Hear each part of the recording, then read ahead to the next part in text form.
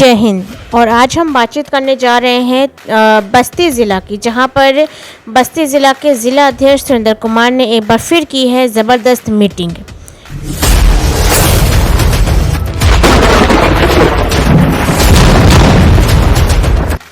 आपको बता दें कि चौकीदारों का प्रदर्शन लगातार ही जारी है, लेकिन इस बजट में चौकीदारों को काफ़ी उम्मीद थी कि इस बजट में चौकीदारों का कुछ भला होगा, लेकिन चूंकि इस बजट में चौकीदारों के आयुष्मान कार्ड की चर्चा हुई है और मुफ्त इलाज की चर्चा हुई है, जिसके लेकर तमाम चौकीदारों का ये कहना है कि इसके पहले भी कई चौकीदारों का ये आयुष्मान कार्ड बन चुका है। मुफ्त इलाज जो है वो पहले से ही इसकी चर्चा थी, लेकिन इस बजट में जो इन लोगों को उम्मीद थी वो वेतन को लेके थी, जो कि इस बजट में नहीं हुई। आपको बता दें, इससे तमाम चौकीदार काफ़ी आक्रोश में है और फिर से दिल्ली चढ़ाई करने वाले थे।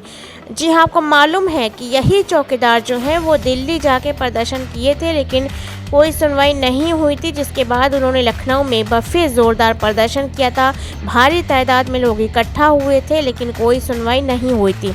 और अब बजट के बाद जब चौकीदारों को लेकर कोई चर्चा नहीं हुई आयुष्मान कार्ड के अलावा, आपको बता दें कि जो चौकीदार हैं वो एक बार फिर से दिल्ली की चढ़ाई करने वाले थे, लेकिन इस बार जो है परमिशन ना होने की वजह से उन लोगों को, उन्होंने काफ़ी कोशिश की, लेकिन परमिशन ना मिलने की वजह से उन लोग जो है प्रदर्शन अपना जो है मांगों को लेकर दिल्ली जाके प्रदर्शन नहीं कर सके। इसी को लेकर लगातार आपको बता दें कि जो बस्ती ज़िला के ज़िला अध्यक्ष सुरेंद्र कुमार हैं वो लगातार आवाज़ उठा रहे हैं, तमाम विधायकों को ज्ञापन दे रहे हैं। आपको हमने पहले भी अपने चैनल पे काफ़ी बार दिखलाया है कि किस तरीके से सुरेंद्र कुमार लगातार प्रयास कर रहे हैं कि योगी के तक उनकी जो है बात पहुंच सके, सरकार उनकी मांगों को सुन ले और जो 2500 रुपये वो वेतन पाते हैं, आज की महंगाई में 2500 में गुजारा नहीं हो तो उस पर कोई फ़ैसला हो सके, लेकिन अभी तक इसका कोई रिज़ल्ट जो है वो नतीजा सामने नहीं आया। इसी को लेकर एक बार फिर से बस्ती ज़िला में ज़िला अध्यक्ष सुरेंद्र कुमार ने एक बार फिर से मीटिंग किया है और इस मीटिंग में इस बार काफ़ी लोग इकट्ठा हुए और तमाम मुद्दों पर चर्चा हुई और एक बार फिर से ज़ोरदार प्रदर्शन करने के लिए भी बातचीत हुई है। लगातार ही सुरेंद्र कुमार का ये प्रयास है कि किसी तरीके से उनकी आवाज़ जो है वो सरकार तक पहुंच जाए और उनकी वेतन, सभी चौकीदारों के जो वेतन है वो बढ़ सके।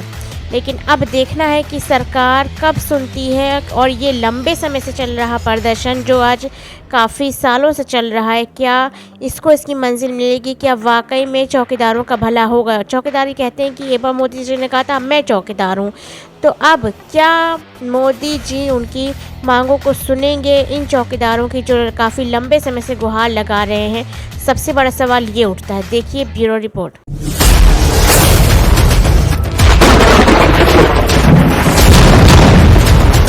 गरीब से गरीब व्यक्ति भी सम्मानित होता है और जो समाज सम्मानित नहीं होता उस समाज का अमीर से अमीर व्यक्ति भी सम्मानित नहीं होता है। तो इसलिए केवल संगठन से ही हमें सारी समस्याओं से निजात पा सकते हैं। तो इसलिए हम संगठित हों, लोगों को संगठित करें और अपनी समस्याओं का समाधान करें। इसी कड़ी में हम चाहेंगे कि हमारे बीच में अब हम सीधे हैं, हाँ रामजनक भाई हमारे बीच में है, आप आए और अपने विचार करने वाले 50 सैकड़ों लोग खड़े रहते हैं। अपने जब तक हम आपस में लड़ते रहेंगे, एक दूसरे का सम्मान नहीं करेंगे, तब तक हमें इसी तरीके से मार खानी पड़ेगी। हम चाहते हैं कि जिला अधिकारी, जैसे आज़ादी के बाद जब से जिले में पहले राजा हुआ करते थे, महाराजा हुआ करते थे, अब कलेक्टर होते हैं। कलेक्टर का मतलब होता है कर रसूलना, हर विभाग के ऊपर कलेक्टर राजा होता है जिले का। और हम कलेक्टर महोदय से मिल करके बार बार इसीलिए बुलाते हैं कि हमारी संख्या बढ़ होगी तो हम कलेक्टर साहब से बात करेंगे कि जो केंद्र सरकार की नियमावली है कि कोई भी राज्य कर्मचारी किसी भी प्रदेश का हो, अगर काम लेती है सरकार, तो उसे 18,000 से कम वेतन देने का प्रावधान नहीं है। ये कलेक्टर साहब का जवाब देंगे हम मंच के माध्यम से, आपके माध्यम से कलेक्टर साहब से जानना चाहते हैं, कप्तान महोदय से जानना चाहते हैं कि हमारी पुलिस रेगुलेशन के हिसाब से 28 दिन ड्यूटी है, हमारे भाई 2 दिन 4 दिन की बात ना करें, कहीं ना कहें, क्योंकि हमारा जो 80-82 रुपया डेली हमको वेतन मिलता है, और 80-82 रुपये के हिसाब से हमारा 2500 रुपये वेतन इस समय मिल रहा है, जबकि हमको 45-50 हज़ार वेतन मिलना चाहिए। इसकी लड़ाई हम लड़ते लड़ते हम लोग देख रहे हैं कि हमारे लोग, अच्छा कुछ लोग इसमें जो है जब जानते हैं कि इनका जनमत बन गया है तो अपने ही लोग कुछ जो है भड़काने का काम करते हैं। आरक्षण कोई किसी की दी हुई भीख नहीं है, संविधान की दी हुई ताकत है। संविधान की दी हुई ताकत ऐसा है कि जो समाज बहुत हजारों साल से सताया हुआ समाज है, उसको आरक्षण के माध्यम से जब तक उसके हिस्से का सब सामान नहीं मिल जाता तब तक उसको आरक्षण मिलना चाहिए। जब अंग्रेजों ने 12 बजे रात को सत्ता हस्तांतरण किया और कहा तो इन लोगों ने कहा कि आप क्या सब कुछ मिल जाएगा, लेकिन हमारे लोगों को आज तक कुछ नहीं मिला। और 16 अगस्त को ही दिल्ली के जंतर मंतर पर नारा लगा कि यह आज़ादी झूठी है और देश की जनता भूखी है।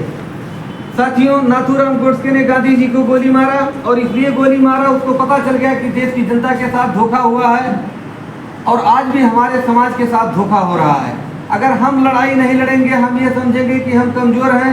देखिए, शिक्षा बल जरूरी है, मनोबल जरूरी है।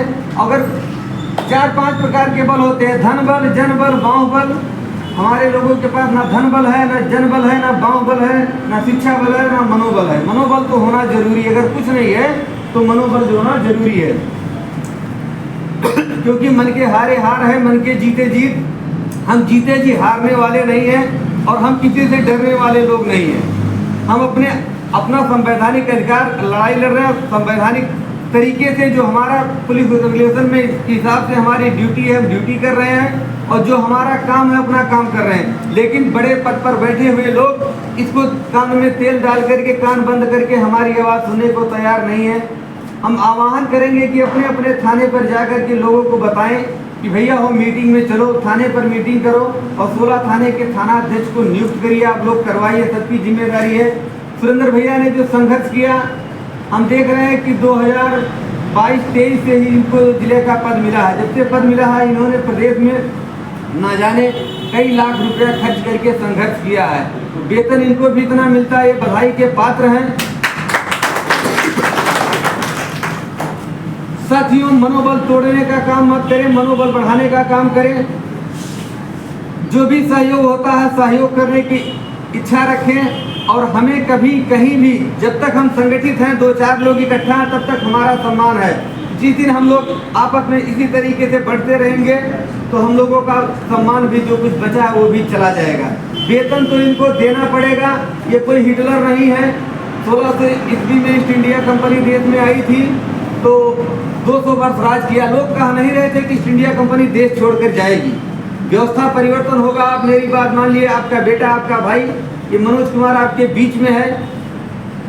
जो जिम्मेदारी हमको दी गई, आज तक हमने अपनी जिम्मेदारी का निर्वहन किया है। किसी की कोई समस्या रही हो, जिस व्यक्ति ने हमसे कहा उसकी समस्या को लेकर जहाँ तक प्रयास हुआ हम मदद करने का काम करते हैं। और जब तक जिंदा रहेंगे हम अपने समाज के लिए, अपने भाइयों के लिए, आपके मान सम्मान के लिए लड़ते रहेंगे। सबसे बड़ी ताकत दी है बाबा साहब अम्बेडकर ने। आज बाबा साहब अम्बेडकर को सोचकर हम लोगों की आंखों में आंसू इसीलिए आते हैं कि जब वोट देने का अधिकार नहीं था हमारे लोगों को, तब कौन सी हालत होती रही होगी। आज तो ये बाबा साहब अम्बेडकर ने जो 26 जनवरी 1950 को संविधान दिया, उसमें प्रत्येक नागरिक को, व्यस्त नागरिक को अपने मन मुताबिक सरकार चुनने का अधिकार दिया। अब राजा रानी के पेट से नहीं पैदा होगा, जनता के वोट से होगा। जो जीतेगा वो भारत भूभाग पर राज करेगा, बहुमत की प्रणाली होगी, प्रजासत्ता का दिन आएगा। यह सोचकर हमको अधिकार दिया था। लेकिन साथियों, हम लोगों की मानसिकता में अभी बदलाव नहीं आया।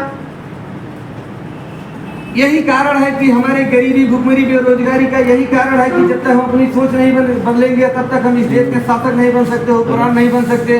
और आपको इस देश का मालिक बनना है। इसलिए साथियों, आने वाली पीढ़ियों को भी ना गुलामी में जीना पड़े, आपको संघर्ष करना पड़ेगा।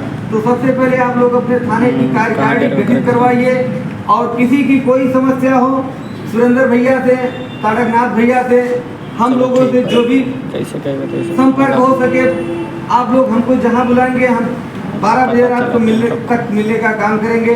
आपको कोई नहीं कर सकता, आपके स्वाभिमान सम्मान को कोई ठेस नहीं पहुंचा सकता। इन्हीं बातों के साथ हम अपनी बातों को विराम देते हैं। बहुत बहुत ये जो सरकार गूंगी बहरी सरकार है, ये हम लोगों की समस्याओं पर ध्यान नहीं दे रही है। और जबकि हमारी लड़ाई एक लंबे अरसे से चली आ रही है। साथियों, बड़े तेजी से गरीबी बढ़ रही है इस देश में, और जबकि सरकार दावा करती है कि वो गरीबी को घटा रही है, लेकिन आंकड़े बताते हैं 85 करोड़ लोगों को राशन, 85 करोड़ लोग ऐसे हैं जो स्वयं कमा करके भोजन नहीं कर सकते। सरकार को भोजन देना पड़ रहा है 85 करोड़ लोगों को। अब सोचिए, गरीबी बढ़ रही है कि गरीबी घट रही है।